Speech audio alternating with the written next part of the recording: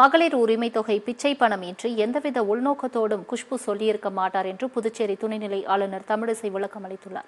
புதுச்சேரியில் நிகழ்ச்சி ஒன்றில் கலந்து கொண்ட பின்னர் செய்தியாளர்களிடம் பேசிய அவர், குடியுரிமை திருத்த சட்டத்தை மாநில அரசுகள் அமல்படுத்த மாட்டோம் என்று சொல்வதற்கே வேலையில்லை என்றும், இது மத்திய அரசின் திட்டம் எனவும் தெரிவித்தார். CAA என்பது மத்திய அரசின் திட்டம். அது யாரோட குடியுரிமையும் பறிப்பதல்ல, குடியுரிமையை கொடுப்பதற்கான திட்டம். ஆக இந்த குடியுரிமை கொடுப்பதற்கான திட்டம் உலகத்தில் எல்லா நாடுகளிலும் அது இருக்கு. நம்ம நாட்டில் மாத்திரம் கணக்கிடாமல் இந்த குடியுரிமை இருக்கிறது. ஆக சட்டப்படி இல்லாமல் யாரும் தங்க முடியாது. சட்டத்தோடு எல்லோரும் குடியுரிமை பெற வேண்டும் என்பதற்காகத்தான் நேற்று மரியாதைக்குரிய உள்துறை அமைச்சர் மிக தெளிவாக சொல்லியிருக்கிறார்.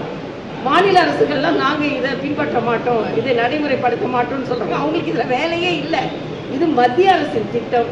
மத்திய அரசு தான் இது முன்னெடுத்து செல்கிறது. அதே போல இந்த நாட்டு மக்கள்